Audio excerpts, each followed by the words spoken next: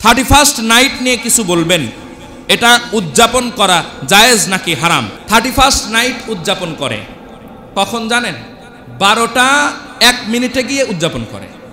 দামি দামি বোমা পটকা টটকা নিয়ে ফানুস টানুস বানায় রাত 12টা পর্যন্ত ওয়েট করে, 12টার পরে গিয়ে 12টা বাজে তারপরে উদযাপন করে। আহা, আল্লাহ রাব্বুল আলামিন প্রতিটা মুসলমানকে রাত উদযাপন করার জন্যে, নাইট উদযাপন করার জন্যে নাইট দিয়েছেন 365টা। বছরে কতটা? বছর পূর্তি আর বাকি আছে কয়টা? একটাও না।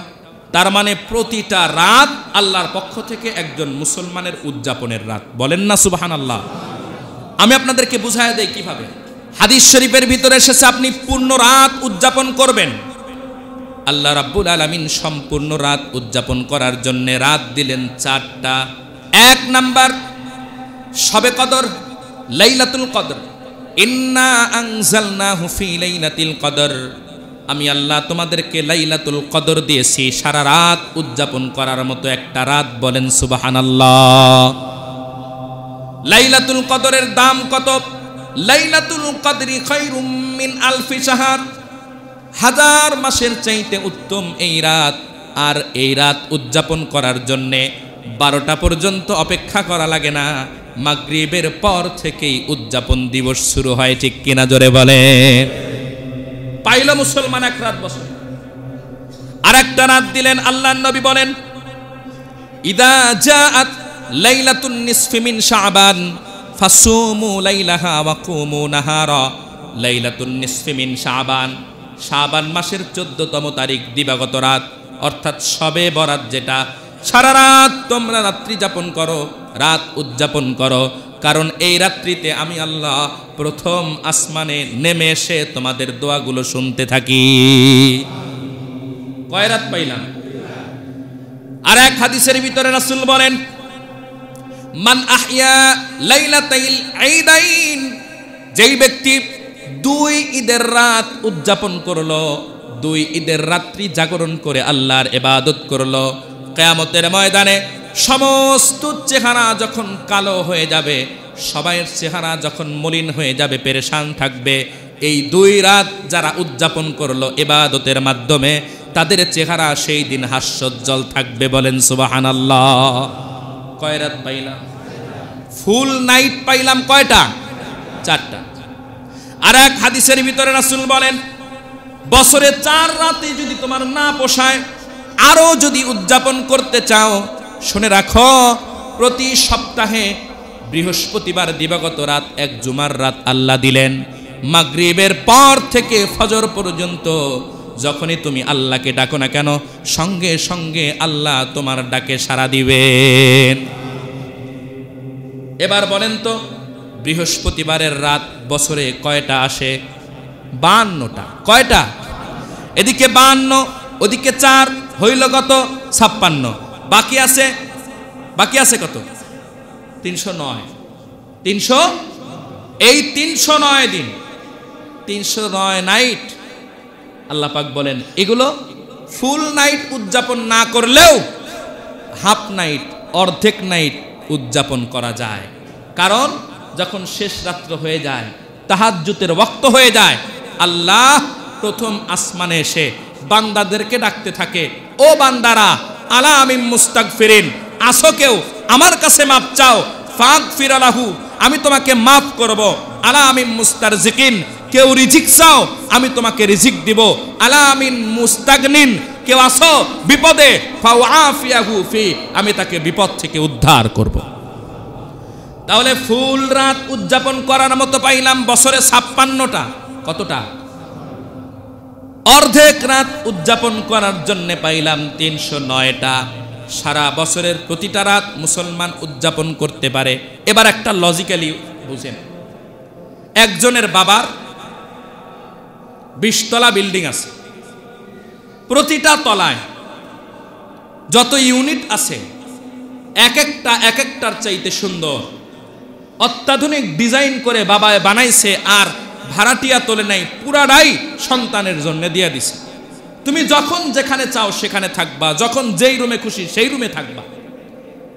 20 তলা এই বাড়ি রেখে এই সন্তান যদি বস্তিতে যায় ডেন্ডিখোরদের সাথে ঘুমায়, ওদের সাথে উদযাপন করে, বলেন তো এই সন্তানকে কি আমরা ভদ্র সভ্য বুদ্ধিমান বলবো নাকি বিকৃত মস্তিষ্কহীন পাগল বলবো?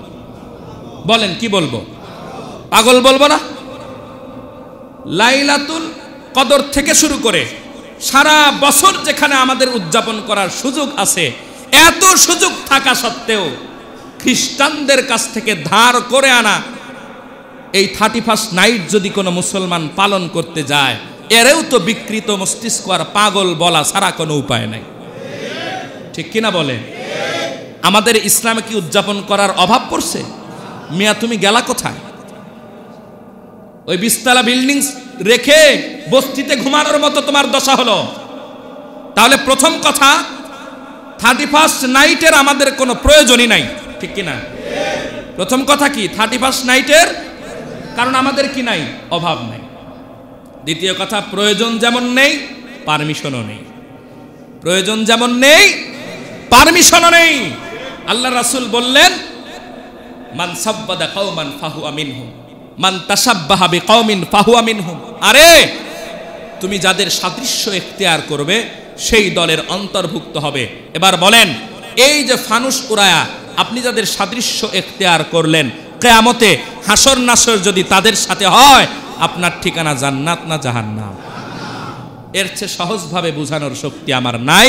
আল্লাহ পাক আমাদের সকলকে বুঝে আমল করার তৌফিক দান করেন। হুজুর, মোবাইল ফোনে কোনো ছেলে মেয়েকে বলল জাব্বাজতুকি, মেয়ে বলল কবিলতুকা, তাহলে কি বিয়ে শুদ্ধ হবে? বুঝতেছেন কি আরবি শব্দ দেখছেন? জাব্বাজতুকি মানে আমি তোমাকে বিবাহের প্রস্তাব দিলাম, আর মেয়ে বলল কি কবিলতুকা, আমিও তোমাকে কবুল করলাম। তাহলে মোবাইলে যদি এভাবে একজন আরেকজনকে বলে, বিবাহ শুদ্ধ হবে কি না? ফতোয়া দিছেন না?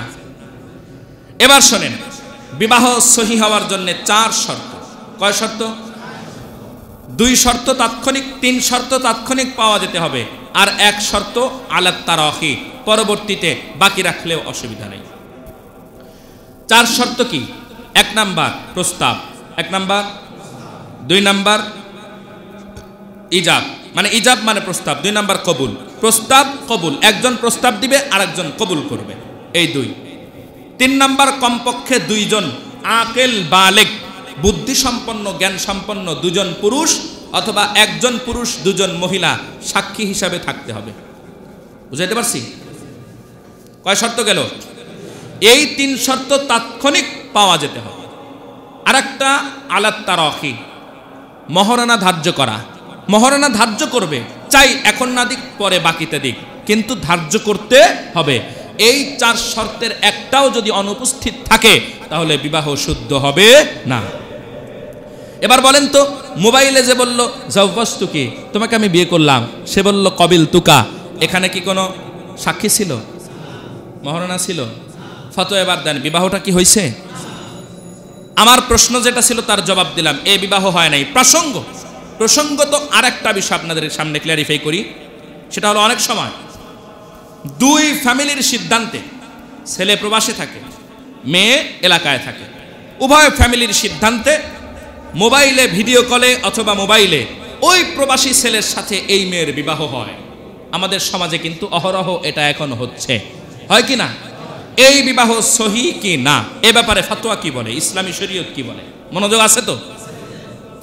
ইসলামী শরীয়ত বলে ইজাব এবং কবুল, প্রস্তাব এবং গ্রহণ করা একই মজলিসে উভয়ের উপস্থিত থাকতে হবে। বুঝাইতে পারছি? মজলিস এক হতে হবে। তাহলে বলবেন মসজিদে যে বিয়ে পড়েন, মসজিদে বিয়ে পড়ান, তাহলে মেয়ের বাবা তো মেয়ের কাছ থেকে অনুমতি নিয়ে আসছে, এখানে মেয়ের বাবা উপস্থিত আছে। বুঝাইতে পারি নাই? মেয়ের বাবা কি আছে? উপস্থিত আছে মেয়ের পক্ষ থেকে, সুতরাং এখানে অসুবিধা নেই। তাহলে উভয়ের মজলিস এক হতে হবে, এই শর্তে বিবাহ জায়েজ। এবার ওই বিদেশি মেয়ে ছেলের সাথে দেশের মেয়ে বসে ভিডিও কনফারেন্সে বিবাহ বৈধ না অবৈধ? বলেন বৈধ না অবৈধ? অনেকে বলতেছে না, কনফিউশন, আসলে হুজুর এতবার ফতোয়া দিয়ে দিল। হ্যাঁ, বৈধতার একটা সুরত আছে, আপনাদেরকে বলি, সিক্রেট যেটা এটা বলেই দিই। বৈধতার সুরত আছে, সেটা হলো ওখান থেকে ওই ছেলে তার কোনো গার্ডিয়ানকে, তার মামা, চাচা, খালু বা তার বাবা, যে কাউকে বলবে আমার পক্ষ থেকে আমি আপনাকে উকিল বানাইলাম, আপনি আমাকে যেখানে ইচ্ছা সেখানে কোনো মেয়ের সাথে বিবাহ বন্ধনে আবদ্ধ করায় দিতে পারেন, এই অধিকার আপনাকে আমি দিলাম। এবার ওই ছেলে ভিডিও কনফারেন্সে যদি নাও থাকে, মোবাইলে উপস্থিত যদি নাও থাকে, মেয়ের বাবা যেমন মেয়ের অনুমতি সাপেক্ষে যত দূরই যাক না কেন মেয়ের বিবাহ দিতে পারে, ঠিক তেমনি ছেলের উকিল, ছেলে যাকে উকিল হিসাবে ওকালতি দান করেছে, সেই লোকটা এ যত দূরেই থাকুক না কেন যে কোনো মেয়ের সাথে সে ওই ছেলের বিবাহ দিতে পারে। সুরতটা কি বুঝাইতে পারছি? আল্লাহ পাক সঠিক বুঝদান করেন, বলেন আমিন। আচ্ছা, 2 নাম্বার, হুজুর একজন নারী কি 4 জন পুরুষকে জাহান্নামে নিতে পারে? যদি এটি সত্য হয় তাহলে কারা কারা জাহান্নামের আগুন থেকে রক্ষা করতে কি করতে হবে? আচ্ছা, এই জায়গায় একটা কথা সমাজে প্রচলন আছে যে একজন মেয়ে 4 জন পুরুষকে জাহান্নামে নেয়। এই কথাটা কি আপনারা এর আগেও শুনেছেন? এইবার শোনেন, এই কথাটা শরীয়তে ভিত্তিহীন একটা কথা। কারণ কোরআনুল কারিমে আল্লাহ রাব্বুল আলামিন সূরা ফাতিরের 18 নম্বর আয়াতের ভিতরে বলেন, ওয়ালা তাজিরু ওয়াজিরাতু উযরা উখরা, কারো বোঝা কিয়ামতে কেউ বহন করবে না। 1 নাম্বার 2 সূরা নাজমের ভিতরে আল্লাহ রাব্বুল আলামিন বলেন, ওয়া আল্লাইসা লিল ইনসানি ইল্লা মা সাআ, যে যেই কর্ম করবে তার প্রতিফল সেই পাবে। 3 নাম্বার, আবু দাউদ শরীফের এক হাদিসের ভিতরে আল্লাহর নবী ইরশাদ করেন, আলা লা ইয়াজনি ইল্লা লাহু, যে জেনা করবে জেনার গুনাহ তার উপরেই বর্তাবে, অন্য কারো উপরে বর্তাবে না। সমুদায় হাদিস সমূহকে সামনে রাখলে আমরা যেটা বুঝি সেটা হলো, একজন মেয়ে যতই অন্যায় করুক না কেন তার এই পাপের শাস্তি অন্য কেউ পাবে না। তবে এখানে কথা হলো, কোন মেয়ে গুনাহের পিছনে যদি কারো অবদান থাকে, চাই সে বাবা হোক, চাই সে ভাই হোক বা অন্য যে কেউ হোক, তার গুনাহের পিছনে তার অবদান ছিল, পার্টিসিপেট ছিল, বুঝেন নাই? আপনার মেয়ে বেপর্দা চলে, আপনি কোনোদিন তাকে বাধা দেন নাই, বরং আপনি তাকে বেপর্দা চলতে উৎসাহ দিয়েছেন। আপনি তাকে জিন্সের প্যান্ট কিনে দিয়েছেন, আপনি তাকে টি শার্ট কিনে দিয়েছেন, সে ওড়না নিতে চাইলে আপনি বাধা দিয়েছেন। এখানে আলা কুল্লুকুম রাইন, সবাই জিম্মাদার, ওয়া কুল্লুকুম মাসউলুন আন রাইয়াতিহি, প্রত্যেককেই তার জিম্মাদারিত্ব সম্পর্কে প্রশ্ন করা হবে কিয়ামতের ময়দানে। এই জায়গায় আপনার কারণে যদি আপনার মেয়ে জাহান্নামী হয়, কারণটা ছিলেন আপনি, আপনার কারণে সে শরীয়তের উপরে চলতে পারে নাই, তখন এই লোকটাও ওই মেয়ের সাথে জাহান্নামী। বুঝাইতে পারছি? আল্লাহ পাক বুঝদান করেন, বলেন আমিন। গুরুত্বপূর্ণ প্রশ্ন। আমি একজন শিক্ষার্থী, আমরা কয়েকজন বন্ধু বান্ধব মিলে একজন শিক্ষকের কাছে পড়তে যাই। তিনি একজন হিন্দু ধর্মের লোক, কিন্তু তিনি আল কোরআনে বিশ্বাসী এবং আল্লাহর অস্তিত্বে বিশ্বাস করেন। তিনি ইসলাম ধর্মের বিধিবিধান বিশ্বাস করেন। মৃত্যুর পর যে আল্লাহ তার বিচার করবেন এসবও তিনি মানেন, কিন্তু তিনি পাশাপাশি মূর্তি পূজারী। হয়তো কোনো কারণে তিনি ইসলাম ধর্ম গ্রহণ করতে পারছে না, হয়তো তিনি তার পরিবারের জন্য ইসলাম ধর্ম গ্রহণ করতে পারছে না। সুতরাং আমাদের আশেপাশে এমন অনেক মানুষ আছে যারা সনাতন ধর্মের লোক হলেও ইসলাম ধর্ম গ্রহণ করতে ইচ্ছুক, কিন্তু কোনো এক অজ্ঞাত কারণে তারা সেটা গ্রহণ করতে পারছে না। এ ধরনের মানুষদের মহান আল্লাহ তাআলা হাশরের ময়দানে কোন শ্রেণীর মানুষ হিসেবে বিবেচনা করবেন এবং এদের পরিণতি কি? অত্যন্ত গুরুত্বপূর্ণ প্রশ্ন।